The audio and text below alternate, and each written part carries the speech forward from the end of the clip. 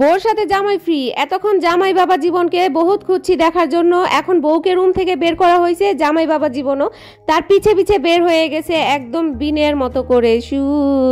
আমার জামাইকে শেষ করে ফেলতেছে আমার বোন। ওয়েলকাম টু আজকেও সেজেগুজে রেডি হয়ে গেছি, আরেকটি জায়গায় বিয়ের দাওয়াত খেতে যাব। ওইটা হচ্ছে গিয়ে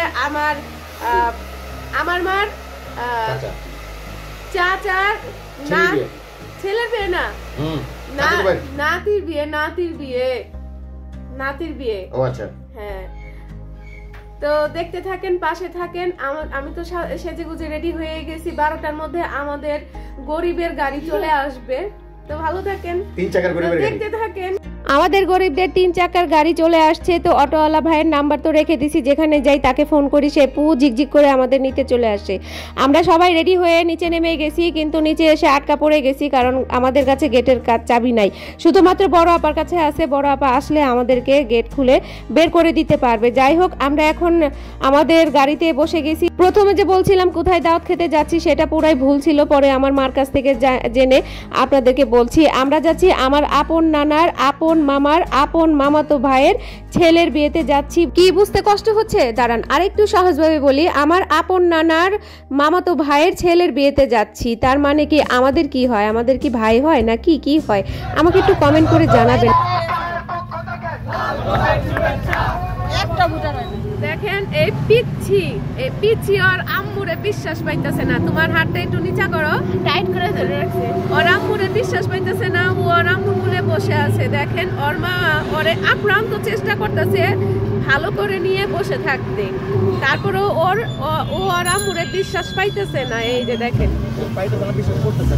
এই যে দেখেন ধরে রাখছে। আর আম্মু কিন্তু ওরে শক্ত করে ধরছে, তারপরে ও ওইটা ধরে রাখছে শক্ত করে। ওই যে আমার মেয়েটা ছাড়াই দিতেছে না, ও আবারও ধরতেছে। তুমি তোমার আম্মুরে বিশ্বাস করো না? সবাই মাশাআল্লাহ বলবেন, লা ইলাহা ইল্লাল্লাহ মুহাম্মাদুর রাসূলুল্লাহ সাল্লাল্লাহু আলাইহি ওয়াসাল্লাম। হ্যাঁ বলো। স্বপ্ন দেখছিলাম আমি। আমারে স্বপ্ন দেখছিলা? আমার স্বপ্নের ভিডিওটা তুমি দেখছিলা? কেমন লাগছে? ভালো লাগছে না? যাক, হই হুল্লোড় করতে করতে বিয়ে বাড়িতে চলে আসছি। এই বিয়ে বাড়িটা হচ্ছে গিয়ে কালিয়াকুর, আমাদের বাড়ি থেকে অনেক দূর, একদম গ্রামের মেঠো পথে চলে আসছি। বাড়ি ঘরগুলো দেখেও ভালো লাগতেছে। আর এখানে কিন্তু বাড়ি ঘর অনেক দূরে গাছপালা দিয়ে ভরা, তার মানে কি এখানে অক্সিজেন দিয়েও ভরা। আর এই তো দেখেন ফ্যামিলির সবাই চলে আসছি, কত ভালো লাগে তাই না? আমরা দেখেন কতগুলো মানুষ, বাচ্চা কাচ্চাদেরও দারুণ লাগতেছে। আরেকটা গোপন কথা বলি, আপনাদের সাথে শেয়ার করি, আপনারা কিন্তু কাউকে বলবেন না, খুবই বিশ্বাস করে বলতেছি, আপনাদের বিশ্বাসঘাতকতা করবেন না। আমি কিন্তু সকাল থেকে কিছুই খাই নাই, আমার প্রচুর খিদা লাগছে। আমার পেটের ভিতরে নাড়ি বুড়ি শুধু ঘুরপাক খাচ্ছে। আর কেন খেতে পারি না জানেন? টোটালি আমি দেরি করে ঘুম থেকে উঠছি, তার মধ্যে ঘর বাড়ি গুছাইছি, তার মধ্যে সাজুগাজু করছি, তার মধ্যে সহির বাবার সাজুগাজু দেখছি। আসলে আমার এত কিছুর জন্য দেরি হয় নাই, শুধুমাত্র সহির বাবার সাজুগাজু দেখতে যাই দেরি হয়েছে। আমরা মেয়ের এত সাজুগুজু করতে আমাদের তেমন সময় লাগে না, শুধুমাত্র ছেলেদের অনেক সময় লাগে। যাই হোক, এই তো বিয়ের বর, তারই বিয়ে, মানে তার বিয়ে হয়ে গেছে গতকালকে। আমরা তো আসছি মানে বিয়ের পরের দিন। আর এই যে দেখেন তারা খাওয়া দাওয়া করে কি যেন বকবক করতেছে। শালি আর দুলা ভাইয়ের যে কি মিল, কি মোহব্বত।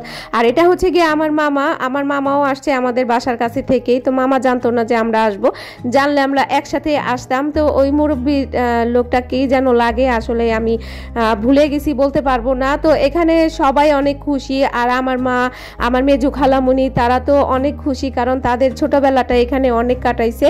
তারা এখানে মাঝে মধ্যে বেড়াতে আসতো, রাত্রে থাকতো। তারপর অনেক মধুর স্মৃতি তাদের এখানে আছে, শুনে অনেক ভালো লাগছে।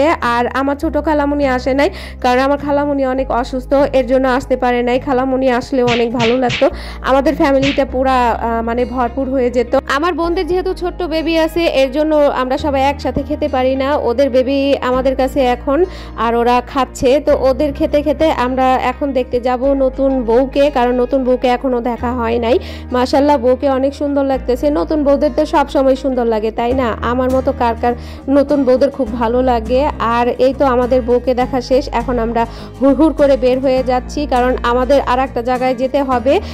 আমার নানার তো অনেকগুলো মামা তো ভাইও আছে, তো আর এটা তো আর একটা মামা তো ভাইয়ের কাছে আসছি, তো যাব আর একটা মামা তো ভাইয়ের কাছে। আমি ওইভাবে বলতে পারতেছি না আপনাদের কাছে, আপনারা কিছু মনে করবেন না। আর বিয়ে বাড়িতে আসলে পান খাবো না সেটা তো হয়ই না। আমার মা আমার জন্য পান বানাচ্ছে, আর এখানে দুলাভাইকে ধরছে। আমার বোন একদম কেসকি দেয়া ধরছে তার দুলাভাইকে। সবসময় তো এভাবে পায় না, আজকে পাইছে, আজকে আর কোনো ছাড়াছাড়ি নাই। যদি না খাওয়ায় তার জান লাগে কবজ করে ফেলাইবো, তারপরেও খাওয়াইতে হবে আজকে আইসক্রিম। তো আমার হাজবেন্ড তো বাচ্চাদেরও খাওয়াবে, তার শালিকেও খাওয়াবে, আর এখানে সবাই আইসক্রিম খাইতেছে। আমি শুধু তাকেই দেখতেছি, সে একটা বারের জন্য আমাকে সাধে নাই। পরে এইটা নিয়ে আমি তার সাথে প্রচুর ঝগড়া করছি, প্রচুর ঝগড়া। পরে সে আমাকে আইসক্রিম খাওয়াইছে, তারপরে আমার মাথা ঠান্ডা হয়েছে। এই তো দেখেন বউ সুরসুর করে ঘর থেকে বের হয়ে গেল। কারণটা কি জানেন? সে এখন খাবে, তারও তো ক্ষুধা লাগছে, তাই না? তো আমরা ওই বাসা থেকে এই বাসায় চলে আসছি। উনি হচ্ছেন গিয়ে আমার নানার মামাতো ভাই।